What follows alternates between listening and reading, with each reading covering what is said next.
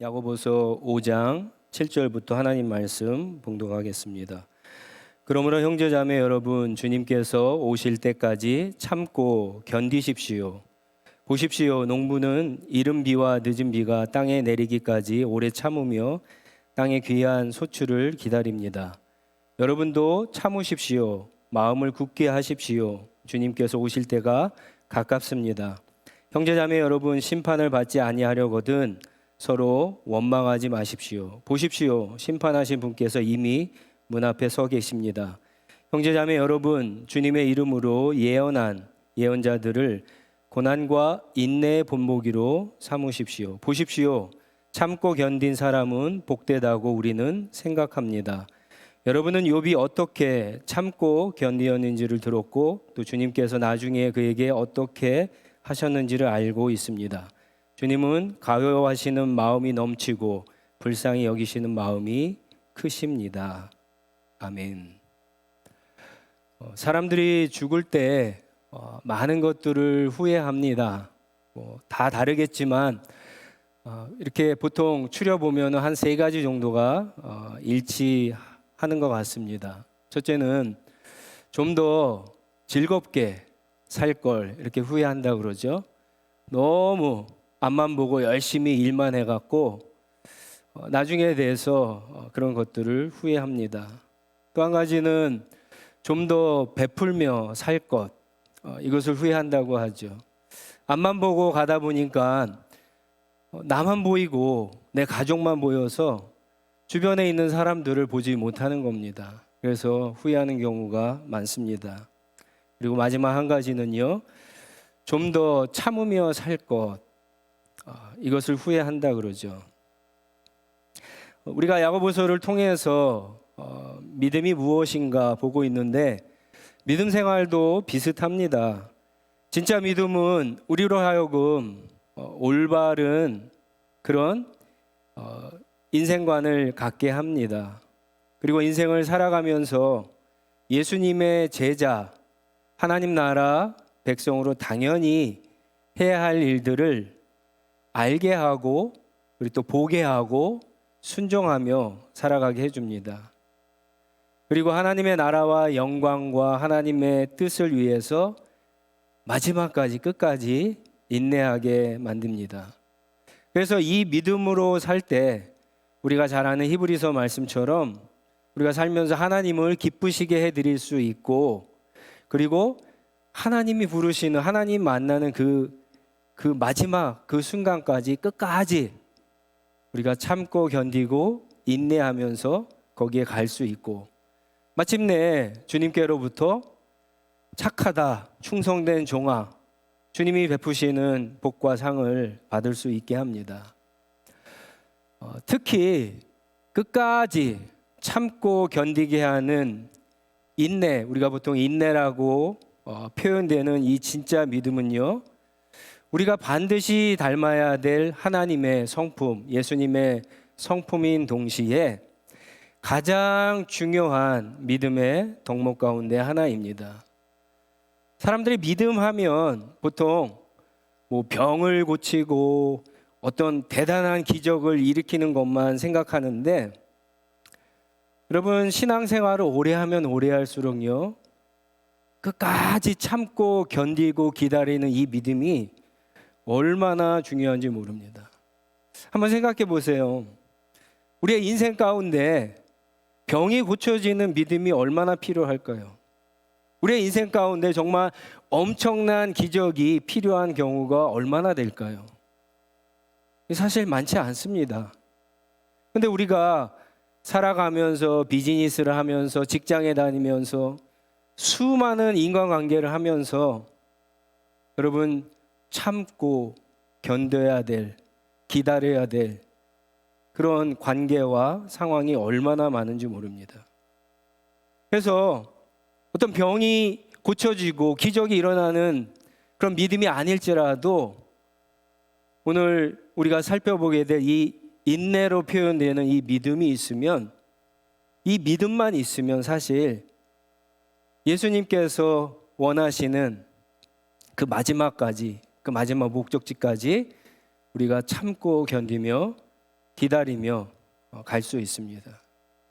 그래서 이렇게 말할 수 있을 것 같아요. 이 믿음이야말로 그리스도인의 참된 승리의 비결이다. 이렇게 이야기할 수 있을 것 같습니다. 이제 5장 오늘 본문 말씀을 보면은 야고보는 편지를 마무리하면서 결론적으로 이 주제를 이야기하고 있습니다. 성도들에게 이 질문을 하고 있는 거예요. 너희가 예수님이 지금 가까이 오셨는데 끝까지 참고 견디고 기다리는 인내가 있느냐? 이 질문을 하고 있습니다.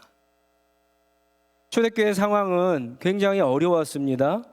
오늘날과 다릅니다. 오늘날이야 캐나다에서 이 토론토에서 예수 믿는다고 고난을 받고 돌에 맞고 죽임을 당하는 경우는 없죠. 그러나 이 당시는 달랐습니다. 믿는 가운데 정말 하루하루가 너무나 어렵고 힘들었습니다.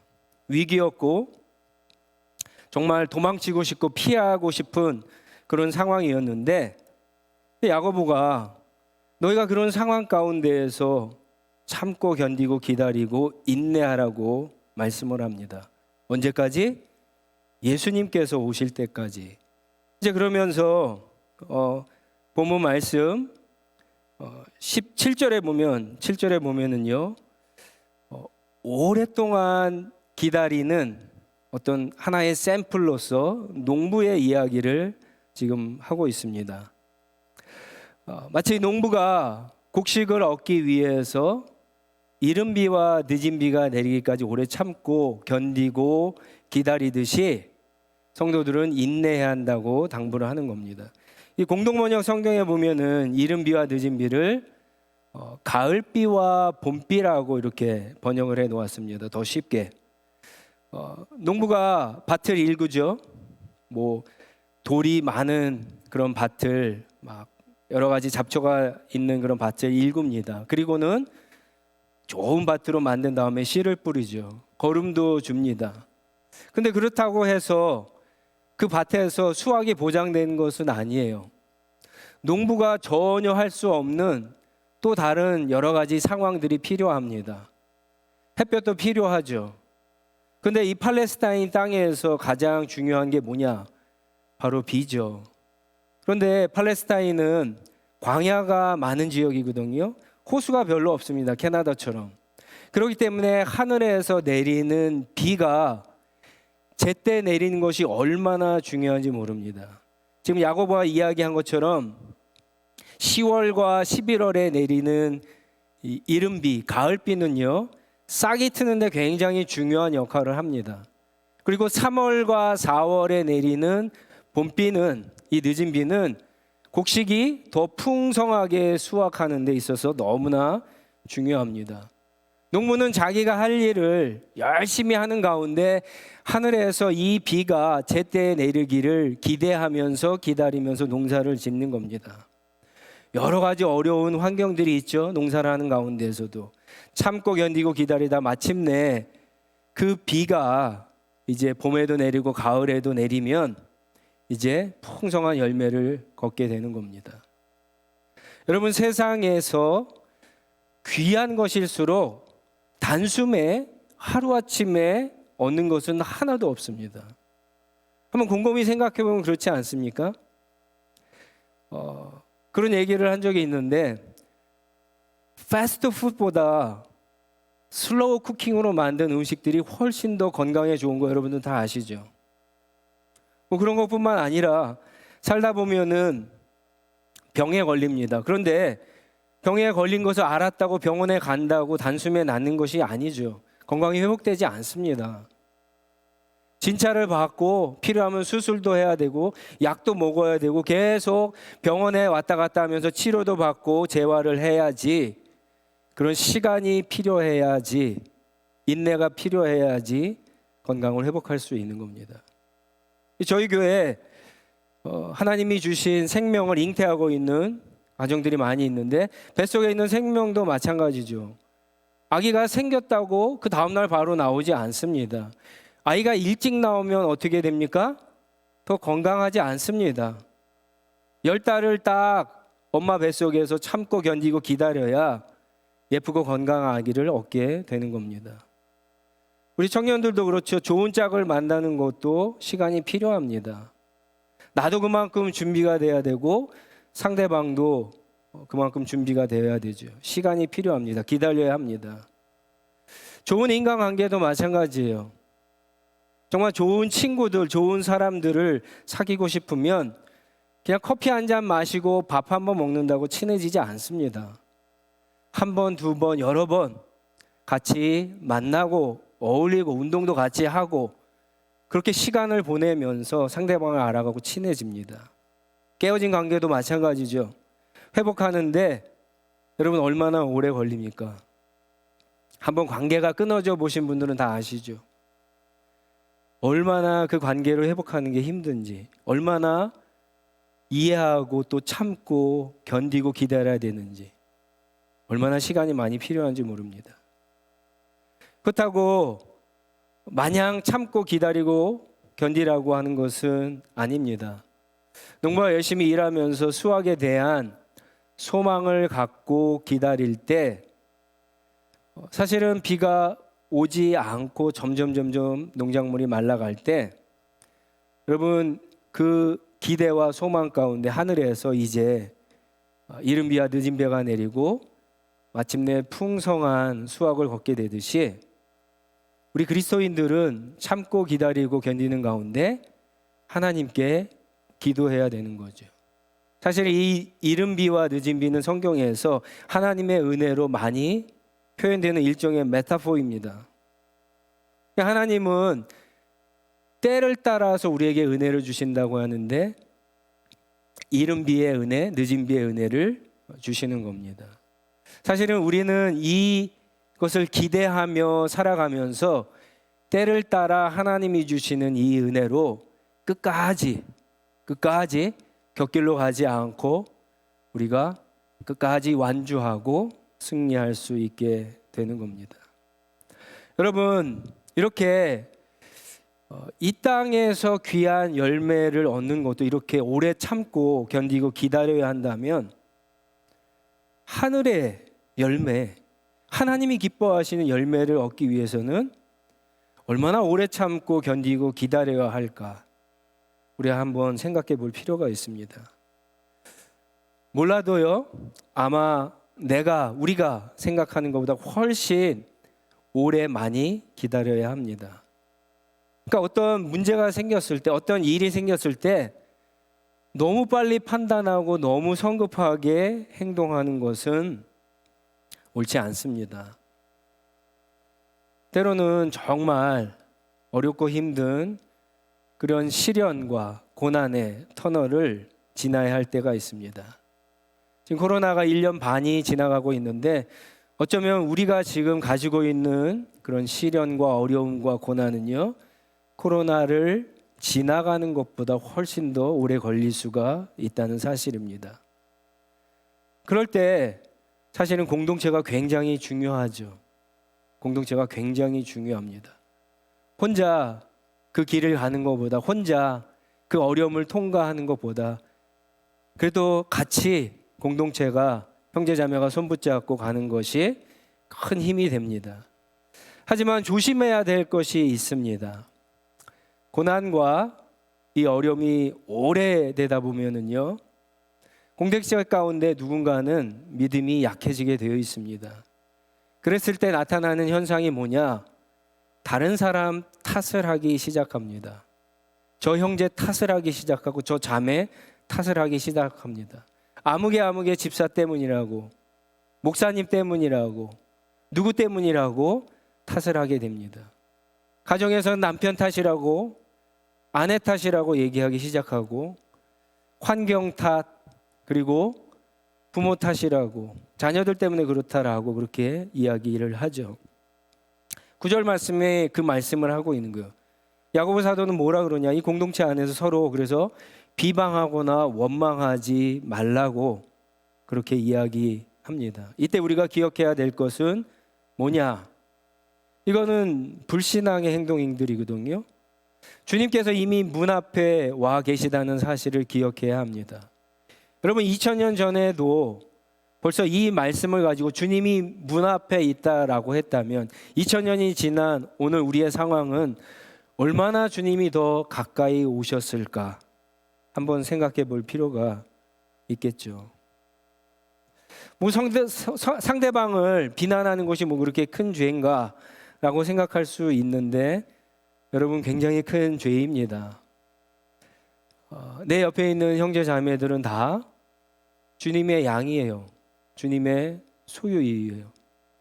함부로 주님의 양인 형제 자매를 비방하고 원망하는 것은 결코 작은 죄가 아닙니다. 자꾸 오늘 본문 말씀에 지난 4장에도 그렇지만 하나님을 예수님을 심판하시는 분으로 표현하고 있는데 그렇습니다. 우리 형제 자매들을 심판할 수 있는 분, 판단할 수 있는 분은 오직 예수님 한 분뿐입니다. 그러니까 내가 형제 자매들을 비방하고 판단하고 원망하는 것, 그것은 결국 하나님의 자리, 예수님의 자리를 내가 지금 대신하고 있는 그런 불경스러운 불신앙적인 모습이라고 할 수가 있습니다. 야고보는 그런 사람들에 대해서 엄중하게 경고하고 있습니다. 지금 우리가 당하고 있는 어려움, 고난을 다른 사람의 탓으로 돌리는 것을 여러분 조심해야 됩니다. 지금 어려움들, 고난은요, 남편의 탓이 아니에요. 아내의 탓이 아니에요. 아무개 집사의 탓도 아니고 목회자의 탓도 아니고요. 친구의 탓도 아니고 부모님의 탓도 아닙니다. 설사 하나님 앞에서 판단할 때 그것이 누구누구의 탓이라고 할지라도, 그래서 내가 어려움을 당한다고 할지라도 그것을 판단하고 심판하실 분은 예수님 한 분밖에 없어요. 그것은 예수님의 일이지 우리의 일이 아닙니다. 여러분, 어려움을 당하고 있을 때, 고난을 당하고 있을 때 가장 먼저 체크해 봐야 될 것이 이것이에요. 지금 그 문제의 원인을, 탓을 내가 아니라 다른 사람에게 돌리고 있는가? 여러분, 그것을 체크해 보셔야 돼요. 주님이 문 앞에 있다라고 하는 것은 주님이 다 알고 계시다라고 하는 겁니다.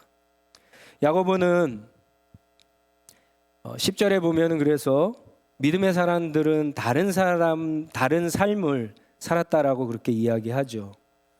하나님의 말씀대로 살면서 고난을 받았고 그 고난을 참고 견디고 승리했던 많은 예언자들을 본받으라고 권면하고 있습니다. 뭐 엘리야나 뭐 예레미야나 아모스 선지 같은 사람들이 대표적인 것이죠. 그리고 나서 이제 유대인 그리스도인들이 너무나 잘 알고 있는 욥이라고 하는 사람의 예를 들어 더 자세하게 설명을 합니다. 우리도 다 아는 사람이에요. 욥 그러면은 이 고난을 이긴 사람이 떠오를 정도로 너무나 유명하죠. 뭐 어렸을 때부터 주일학교 때부터 너무 많은 설교를 들었습니다. 너무나 잘 알고 있는, 익히 알고 있는 이야기예요. 근데 여러분, 정말 욥이 끝까지 고난을 잘 견디고 복을 받았습니까? 여러분들이 욥의 이야기를 들으면서 정말 욥이 그런 사람이었습니까? 그래서 지금 야고보가 너희도 욥처럼 잘 인내하면 복을 받을 것이다. 그러니까 고난을 잘 견디고 참으라. 지금 이 얘기를 하고 있는 겁니까? 자칫하면 오늘 본문 말씀을 읽으면서 그렇게 성경을 해석할 수 있는데 11절을 여러분 잘 보시기 바랍니다. 11절이 오늘 본문에 이제 가장 중요한 절인데 야고보는 욥에 대한 샘플을 들면서 두 가지 중요한 이야기를 합니다. 그 중간에 보면 뭐라 그러냐면요, 욥이 어떻게 고난을 참고 견디었는지를, 그리고 나중에 하나님이 어떤 복을 주셨는지를 한번 기억해 봐라, 생각해 봐라. 지금 이 질문을 같이 하고 있습니다. 여러분, 욥이 어떻게 고난을 참고 견디었을까요? 욥기를 쭉 읽어보셨잖아요. 우리 성경 통독하는 분들도 욥기를 아마 읽었던 걸로 기억하고 있는데 여러분 욥기를 쭉 읽어보면은 욥이 자기가 왜 고난을 받았는지 알았습니까? 몰랐습니까? 몰랐습니다. 욥은 하늘에서 무슨 일이 벌어졌는지 알지 못했어요. 하나님과 사탄이 무슨 대화를 하고 있는지, 그 대화 이후에 자기가 고난을 받게 된 이유를 욥은 몰랐습니다. 심지어 마지막 끝까지 몰랐어요. 하나님이 욥에게 알려주시지 않았어요. 여러분, 이게 굉장히 중요합니다.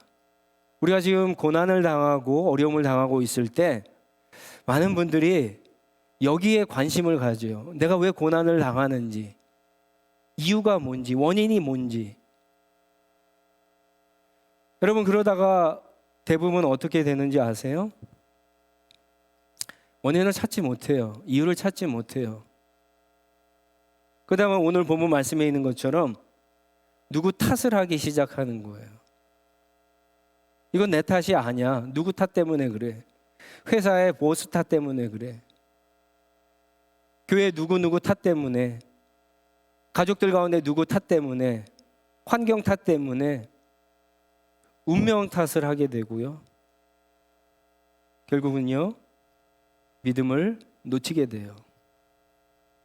실망하게 되고 좌절하게 되고. 분명히 하나님 앞에서 그 원인을 알기 위해서 분명히 있었는데 어느 순간에 보니까 하나님 앞에 있는 자리에서 내가 도망치고 있어요. 피하고 있어요. 그 자리에서 멀어지고 있는 자기 자신을 사실은 발견하지도 못하는 경우가 수두룩합니다. 여러분, 반대로 욥의 세 친구가 왜 하나님의 책망을 받았는지 여러분 보세요. 욥의 세 친구는 욥이 당하는 고난의 이유를 너무 분명하게 이야기한 것에 있어요. 그래서 세 친구가 와서 뭐랍니까? 위로하고 격려해주고 그러면 좋은데, 야, 하나님이 까닭 없이 고난을 주실 리가 없어. 네가 고난을 받는 거는 네가 하나님 앞에 죄를 지었기 때문에 그래. 너 회개하면 하나님이 용서해 주실 거야. 너무나 고난을 받는 것에 대해서 쉽게 이야기를 해요. 욥이 당하는 어려움에 대해서 쉽게 판단을 하고 정죄를 합니다.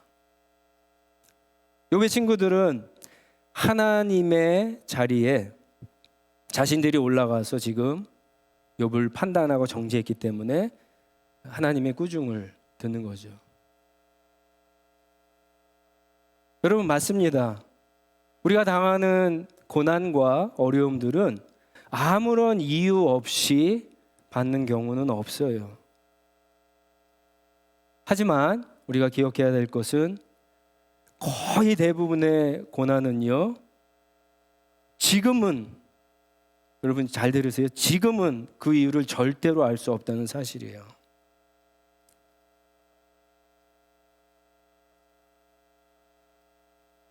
그러면 지금은 그 이유를 알 수 없기 때문에 내가 지금 고난만하는 것은 내 운명이야. 마냥 참고 기다리면 견디면 되는가? 근데 그것도 이야기하지 않습니다. 어떤 게 성경적인 방법이냐?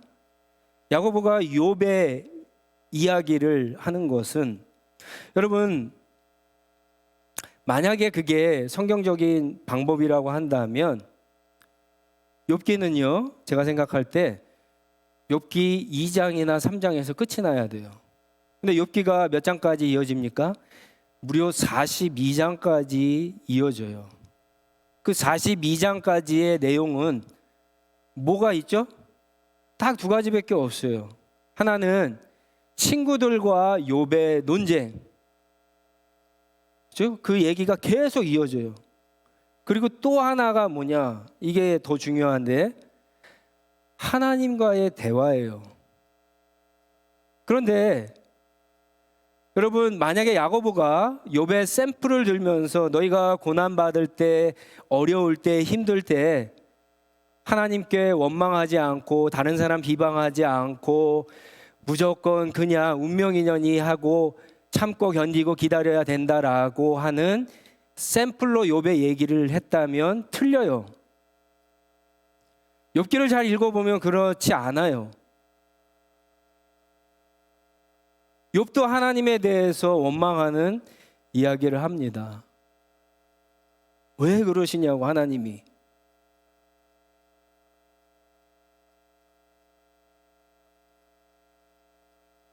그런데 욥은 결국은 마지막에 가서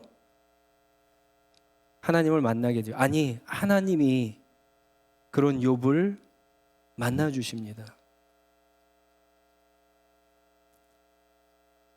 우리가 어려운 일을 당할 때, 힘든 일을 당할 때 다른 사람 탓하지 말라고 했는데 또 이런 경우도 있어요.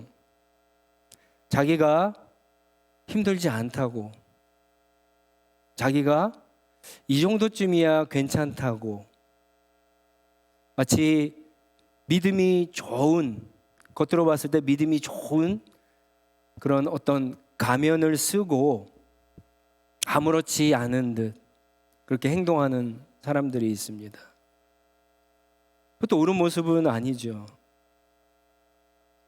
오히려 믿음의 식구들에게 자기의 어려움을 이야기하고, 욥처럼 어쩌면 논쟁이 필요할 경우에 논쟁을 해야 돼요. 그렇지만 다른 사람들을 원망하거나 비방하거나 탓해서는 안 되죠. 내 자신이 지금 그런 논쟁을 통해서 진짜 제대로 신앙생활하고 있는가? 혹시 잘못한 것은 없는가? 내가 처음에는 하나님 앞에 하나님이 기뻐하시는 이 목적을 가지고 가고 있는데 내가 그 목적지대로 제대로 가고 있는가? 자신을 돌아봐야 돼요. 그러면서 하나님께 질문을 해야 됩니다. 필요하면 욥처럼, 성경에 나오는 수많은 사람들처럼 여러분 하나님께 따져야 돼요. 하나님을 원망해도 괜찮습니다. 기도해야 돼요. 이 기도의 끈을 그 대신 절대로 놓지 않고, 마치 야복강에서 야곱이 하나님과 씨름했던 것처럼 그런 하나님과 씨름하는, 그러면서 참고 견디고 기다리는 그 모습들이 있어야 돼요. 욥의 위대함은요, 바로 거기에 있었어요. 욥은 하나님께 따지고 원망했지만 한 가지는 변하지 않았어요. 하나님이 내가 지금 당하고 있는 고난, 그 어려움을 해결할 수 있는 유일한 분이라고 하는 사실, 이것만은 놓치지 않아야 돼요. 여러분 아무리 기도해 보세요. 하나님이 고난의 이유를 툭 하고 이야기해 주지 않으세요. 거기에 힘을 쏟기보다도 여러분 하나님께 따지고, 때로는 원망할 수도 있겠지만요, 주님 앞에서 기도하는 이 기도의 끈을 놓지 않고 하나님과 씨름하실 수 있기를 바랍니다. 여러분 이게 성경에서 얘기하는, 야고보에서 얘기하는 참고 견디고 기다리는 인내의 모습이에요. 그냥 내 운명이니 내 처지니 이거 어쩔 수 없는 거야 라고 그냥 받아들이지 말고 하나님 앞에 그렇게 하라고 하는 거예요. 그럼 하나님이 때를 따라서 은혜를 주시고 결국에는 돌아보니까 하나님이 나를 여기까지 인도하셨다는 걸 여러분 알게 되는 겁니다. 마지막에 결론이 뭐냐? 갑자기 생뚱맞게 이런 얘기로 끝나요. 주님은 가여워하시는 마음이 넘치고 불쌍히 여기시는 마음이 크십니다. 굉장히 생뚱맞지 않습니까? 근데 이게 너무나 중요한 얘기예요. 이게 너무나 중요한 이야기입니다.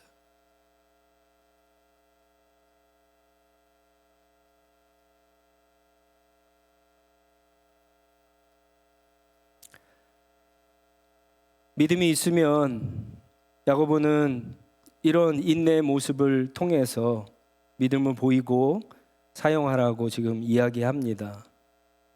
그러면 농부이신 하나님께서 이른 비와 늦은 비에 은혜를 주듯이 그렇게 때를 따라서 은혜를 주시고 마침내 끝까지 믿음을 지키고 승리할 수 있도록 그렇게 해주신다는 겁니다.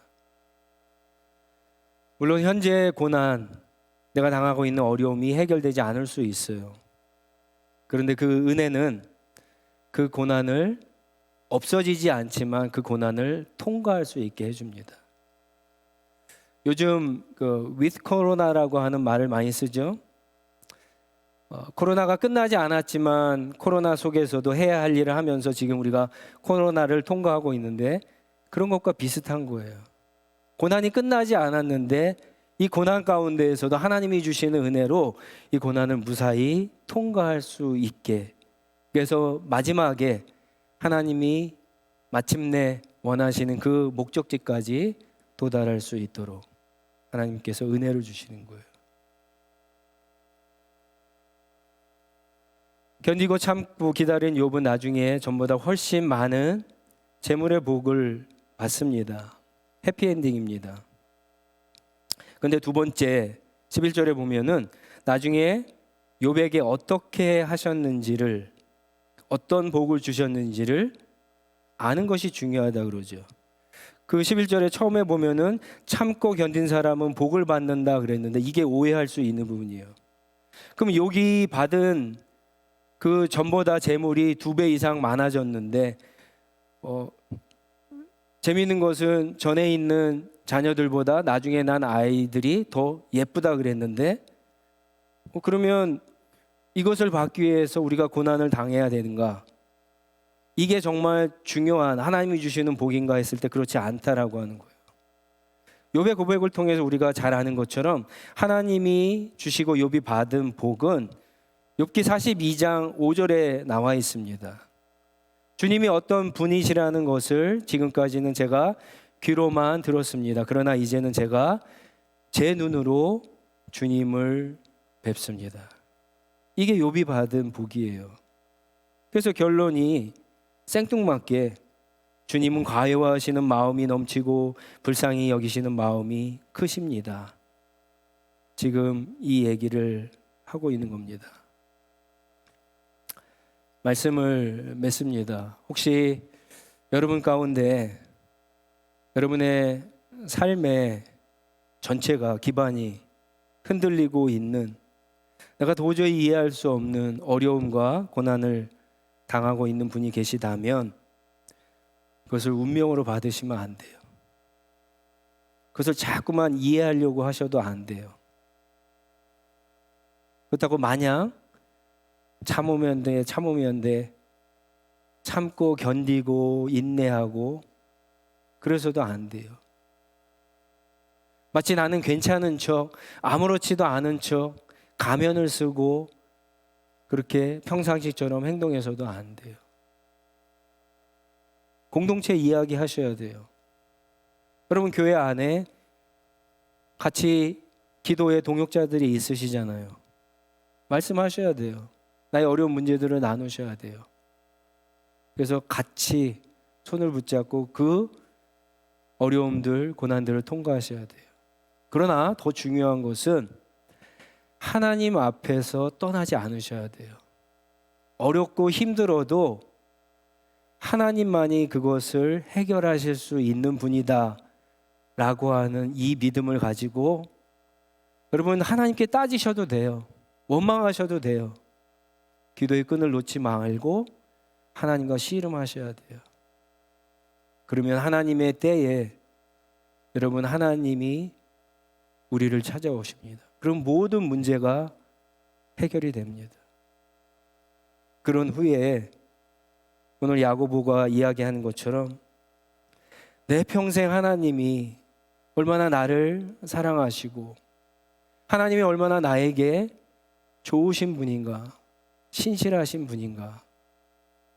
여러분 이 고백을 하면서 이제 고난 가운데에서도 어려운 가운데에서도 흔들리지 않고 오히려 낙심하고 지치고 있는 사람들의 손을 붙잡고 함께 주님이 손을 들고 계시는, 기다리고 계시는 그 길로 나아갈 수 있는 믿음의 사람이 되실 수 있는 겁니다.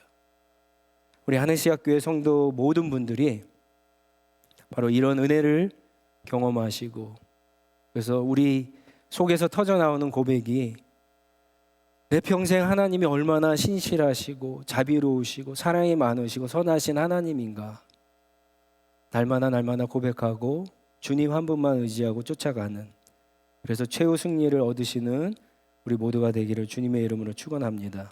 기도하시겠습니다.